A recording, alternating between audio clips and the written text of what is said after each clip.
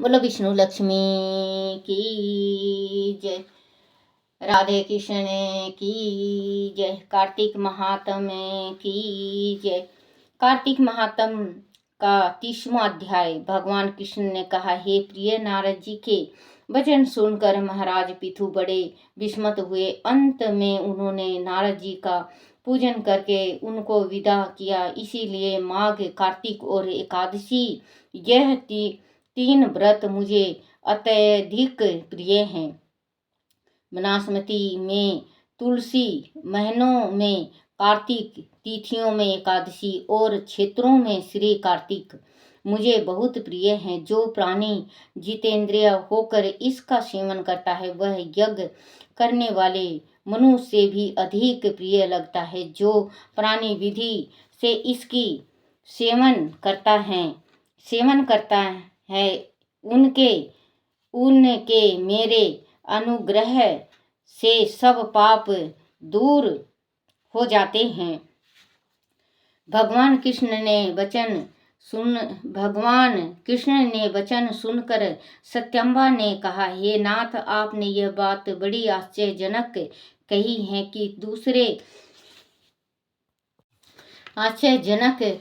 कि दूसरों के लिए पुण्य के फल से कलह की मुक्ति हो गई। वह प्रभावशाली कार्तिक मास आपको अधिक प्रिय है कि जिसे पति द्रोह का पाप केवल स्नान के पुण्य से ही नष्ट हो गया। दूसरे मनुष्य द्वारा किए हुए पुण्य उनके देने से कैसे मिल जाता है, वह आप मुझे बतलाइए। तब भगवान कृष्ण ने कहा, बिना दिया हुआ पुण्य और पाप जिस कर्म द्वारा मिलता है सो सुनो। सत्य युग में देश, ग्राम तथा कुलों को दिया पुण्य या पाप मिलता था, किंतु कलयुग में केवल कर्ता को ही पाप और पुण्य का फल भोगना पड़ता है। सरंग ना करने पर भी वह व्यवस्था की गई और सरग से जैसे पाप व पुण्य दूसरे को मिलता है उसकी व्यवस्था भी सुनो। पढ़ना, यज्ञ करना और एक साथ भोजन करने के पाप पुण्य का आधा फल मिलता है। एक आसन पर बैठना तथा सवारी पर चढ़ने से श्वास के आने जाने से पुण्य व पाप का चौथा भाग प्राणी मात्र को मिलता है। स्पर्श करने, भोजन करने से और दूसरे की स्तुति करने से पुण्य और पाप का छठवां भाग मिलता है। दर्शन करने, सुनने तथा ध्यान करने से मनुष्य को पुण्य और पाप का 10वां अंश मिलता है।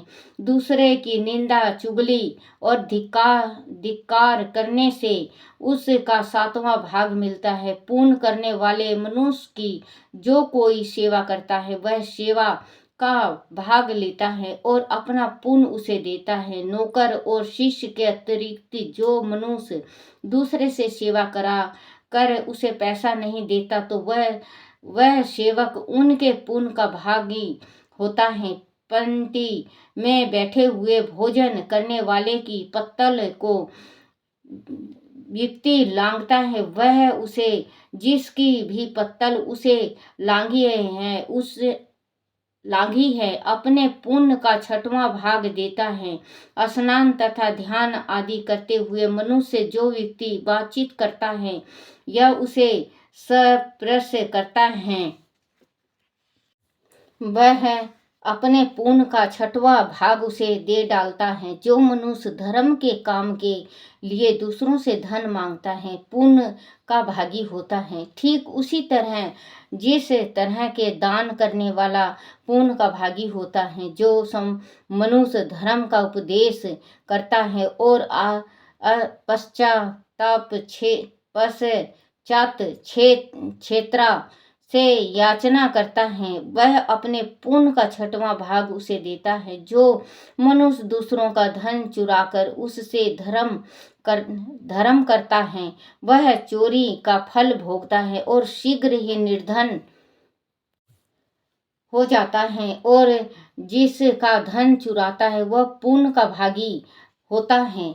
बिना ऋण के उतारे जो मनुष्य मर जाता है उसको ऋण देने वाला सज्जन पुण्य के भागी होता है। शिक्षा देने वाला, सलाह देने वाला, सामग्री को जुटाने वाला तथा प्रेरणा देने वाला यह पाप और पुण्य के छठे भाग को प्राप्त करते हैं। राजा के पाप पुण्य के षष्टांग का भागी होता है। गुरु शिष्य का, पति पत्नी का, पिता पुत्र का, स्त्री पति के लिए पुण्य का छठा भाग पाती है। पति को खुश करने वाली आज्ञाकारी स्त्री पति के लिए पुण्य का आधा भाग ले लेती है। जो पुण्य आत्मा पराये लोगों को दान करता है वह उनके पुण्य का छठा भाग प्राप्त करता है। जीविका देने वाला मनुष्य जीविका ग्रहण करने वाला मनुष्य के पुण्य के छठे भाग को प्राप्त करता है। इस प्रकार दूसरे के लिए पुण्य अथवा पाप बिना देने के भी दूसरे को मिल सकते हैं, किंतु वह नियम जो कि मैंने बताए हैं कलयुग में लागू नहीं होते। कलयुग में तो एकमात्र कर्ता को ही अपने पाप व पुण्य भोगने पड़ते हैं। इस संबंध में एक बड़ा पुराना इतिहास है जो कि पवित्र भी है और बुद्धि वृद्धि का देने वाला भी कहता है। ध्यान से सुनो। बोलो श्री कृष्ण भगवान की जय। 31वां अध्याय। भगवान कृष्ण जी बोले, प्राचीन काल में उज्जैन में एक महापापी और दुरात्मा धनेश्वर नामक ब्राह्मण रहता था। वह रस, चमड़ा और कंबल आदि का व्यापार करता था। वह वैश्यगामी और मद्रापान आदि बुरे कर्म करता था। चूंकि वह रात दिन पाप में रत रहता था इसीलिए वह व्यापार में नगर नगर घूमता था। एक दिन महिषमती पुरी जो राजा महिष ने बसाई थी इसीलिए वह राजा के नाम से विख्यात थी। नगरी के पास ही पाप नाशिनी पूर्ण करणी भगवती नर्मदा बहती थी। उस नदी के किनारे देश देशांतर से आए यात्री कीर्तन व्रत करने को कुछ दिनों के लिए ठहरा करते थे। उन कार्तिक व्रत करने वाले प्राणियों को वह ठहरा देख कर वह दुष्ट धनेश्वर भी इधर उधर घूमता हुआ 1 मास के लिए वहां ठहर गया। अपने माल को बेचता हुआ वह नर्मदा नदी के तट पर घूमता हुआ ब्राह्मणों को देख देव पूजा रत देखता था। वह देखता है कि कोई तो ग्रंथ पढ़ रहा है और कोई सुन रहा है, कोई भागवत कीर्तन कर रहा है, कोई भजन सुन रहा है, कोई ध्यान में लीन है और कोई तुलसी की माला धारण किए हैं। बस इसी तरह वह भागवत भक्तों के बीच में रहा और वैष्णव के दर्शन करता रहा, उनके स्पर्श करता रहा, उनसे वार्तालाप करता रहा और भगवान विष्णु के नाम स्मरण के पुण्य को अर्जित करता रहा। वह कीर्तन के व्रत की उद्यापन विधि तथा जागरण को भी देखता रहा। उसने पूर्णिमा के व्रत को भी देखा कि व्रती ब्राह्मणों तथा गौओं को भोजन करा रहे हैं, उनको दक्षिणा आदि भी दे रहे हैं। उनके नित्य प्रति भगवान शंकर की प्रसन्नता के लिए होती दीप माला भी देखी। त्रिपुर नामक राक्षस के 3 पुत्र को शंकर जी ने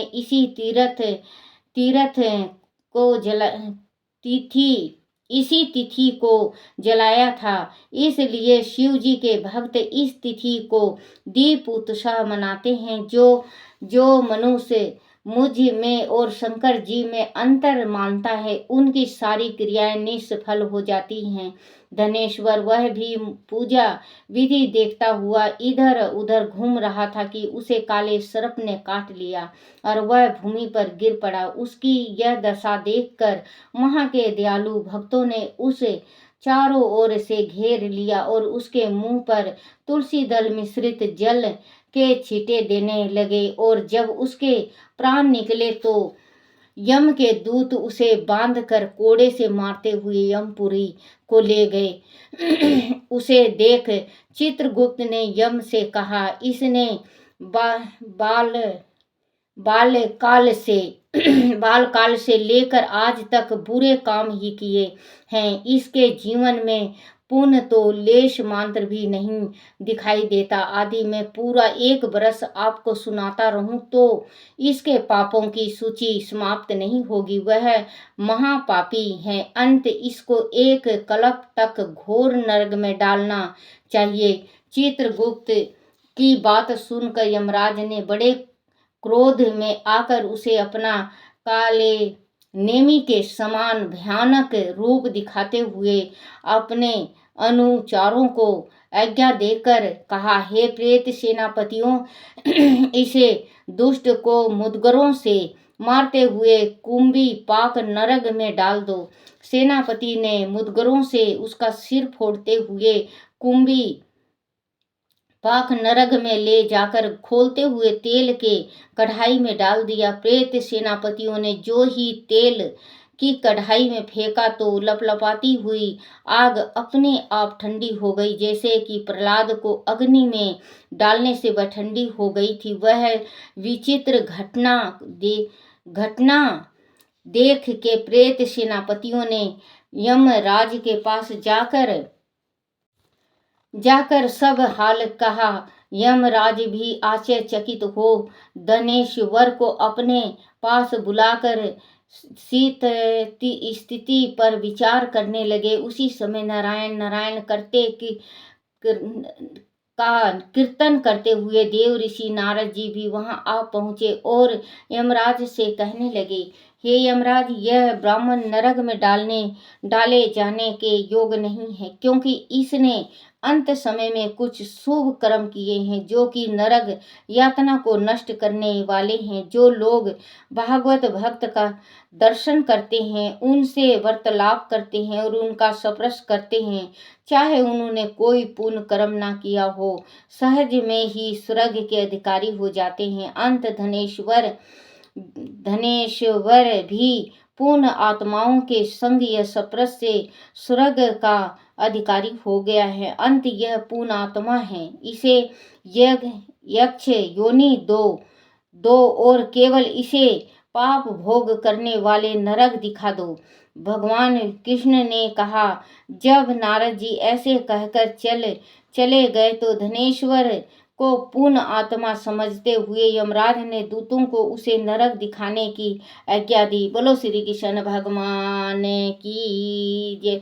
32वां अध्याय। भगवान श्री कृष्ण ने कहा, प्रेतपति यमराज की आज्ञा से धनेश्वर को नरगों के पास ले गया और उसे दिखाता हुआ कहने लगा, हे धनेश्वर, इन भयानक नरकों को देखो जिसमें पापियों को यम के दूत सदा ही दुख देते रहते हैं। यह देखो, यह तप व चुक नामक नरक है, जिसमें देह जलने के कारण पापी विलाप कर रहे हैं। भोजन के समय जो प्राणी भूखों को भोजन नहीं देते, वह बार बार नरक में डाले जाते हैं। वह मनुष्य जो गुरु, अग्नि, ब्राह्मण, गो, वेद और राजा इनको लात मारते हैं, वह भयानक नरक अतिशय पापों के करने पर मिलते हैं। अब देखो, यह दूसरा अंतक मिश्रा नामक नरक है। हे ब्राह्मण, सुई की भांति वाले तमोत नामक कीड़े इन पापियों को काट रहे हैं। इस नरक में दूसरों का दिल दुखाने वाले पापी गिराए जाते हैं। अब यह तीसरा कै नामक भयानक नरक है।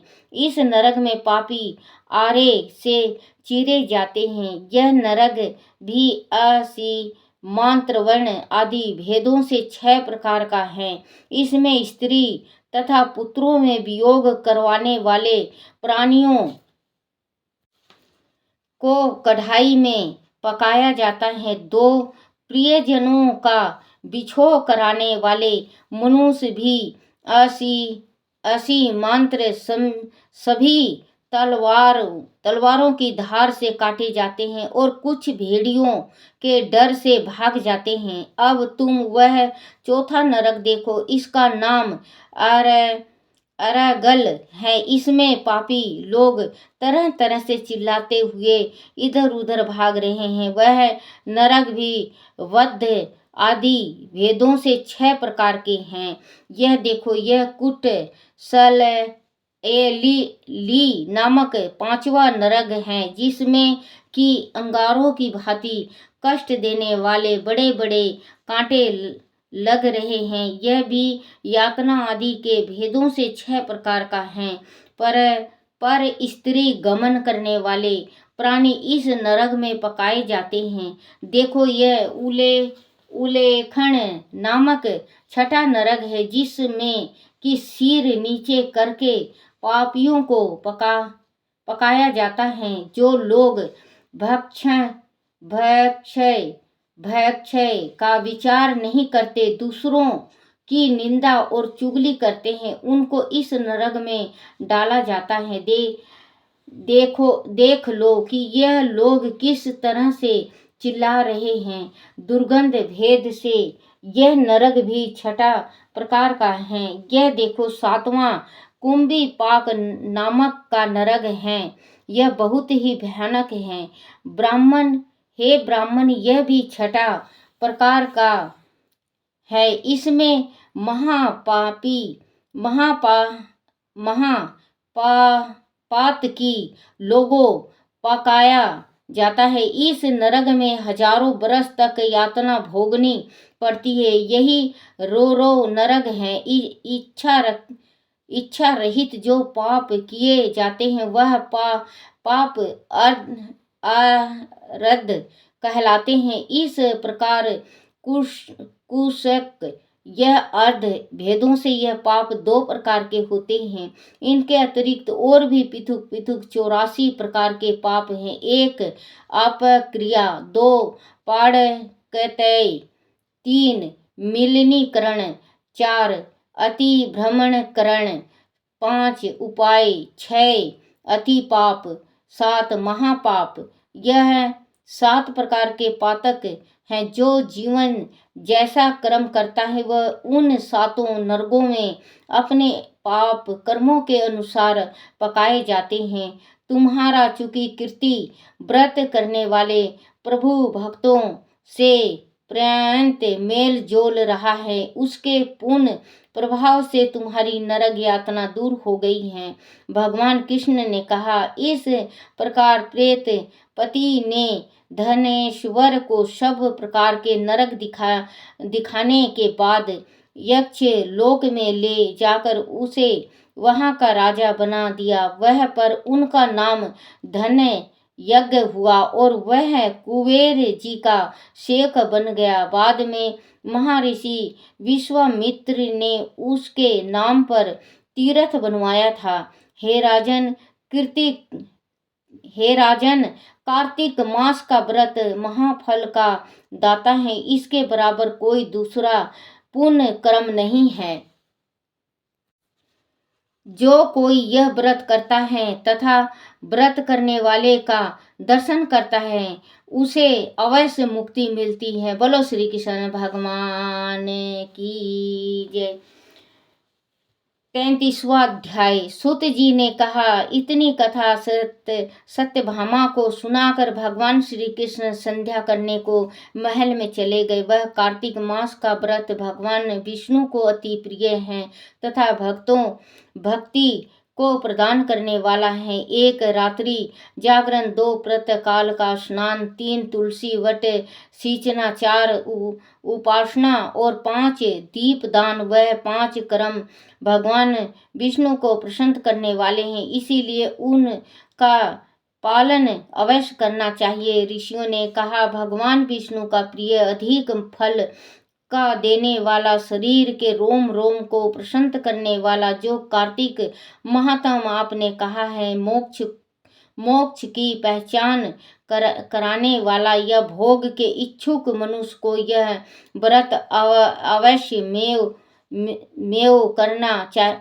में करना चाहिए। किंतु हम एक बात आपसे पूछना चाहते हैं, यह है कि आदि कार्तिक मास का व्रत करने वाला किसी संकट में फंस जाए, वह जंगल में हो अथवा वह किसी रोग से ग्रस्त हो जाए, तो फिर वह कार्तिक व्रत को किस प्रकार करे, क्योंकि वह विष्णु जी का अतिशय प्रिय तथा मुक्ति भक्ति प्रदान करने वाला व्रत किसी तरह भी नहीं छोड़ना चाहिए। श्री सूत जी ने उत्तर दिया, आदि कार्तिक व्रती किसी संकट में फंस जाए तो वीरता के साथ शंकर जी तथा भगवान विष्णु के मंदिर पास हो उसमें जाकर रात्रि जागरण करे। अगर घना जंगल हो तो फिर पीपल के पेड़ के नीचे अथवा तुलसी के वन में जाकर जागरण करे। भगवान विष्णु जी की मूर्ति के सम्मुख बैठकर विष्णु जी का कीर्तन करे। ऐसा करने से 1000 गौओं के दान के बराबर फल मिलता है। जो मनुष्य विष्णु जी के कीर्तन में बाजा बजाते हैं उसे वाजपेय यज्ञ के बराबर फल मिलता है, और हरि कीर्तन में नृत्य करने वाले प्राणी को समस्त तीर्थों में स्नान करने का फल मिलता है। किसी संकट के समय या रोगी हो जाने पर और आदि जल ना मिल सके तो केवल भगवान विष्णु के नाम मंत्र से मार्जन ही कर ले। आदि उद्यापन ना कर सके तो व्रत की पूर्ति के लिए केवल ब्राह्मण के प्रसन्न होने से विष्णु जी प्रसन्न रहते हैं। आदि आप दीप दान कर सके, दूसरे की दीप की आयु आदि से भांति भांति रक्षा करे, और आदि तुलसी का पौधा पास न हो तो वैष्णव ब्राह्मण की ही पूजा कर ले, क्योंकि भगवान सदा अपने भक्तों के पास रहते हैं। इस सब के न होने पर व्रती भगवान गो, पीपल और वट वृक्ष की श्रद्धा से सेवा करे। सोनक दी ऋषियों ने कहा, आपने गो तथा ब्राह्मणों के सद रस पीपल और वट वृक्ष को बतलाया है, और सभी वृक्षों में पीपल का वृक्ष और वट वृक्ष श्रेष्ठ क्यों कहे गए हैं। श्री सूत जी ने कहा, पीपल का पेड़ साक्षात विष्णु भगवान हैं और पलाश का पेड़ साक्षात ब्रह्मा है। इन वृक्षों की पूजा सेवा तथा दर्शन से सब पाप का नाश होता है। ऋषियों ने कहा, हे प्रभु, हम लोगों को इसमें शंका है कि ब्रह्मा विष्णु और शंकर वृक्ष रूप क्यों हुए, आप कृपा करके हमें बतलाइए। श्री सूत जी ने कहा, प्राचीन काल में भगवान शंकर और पार्वती जी विहार कर रहे थे।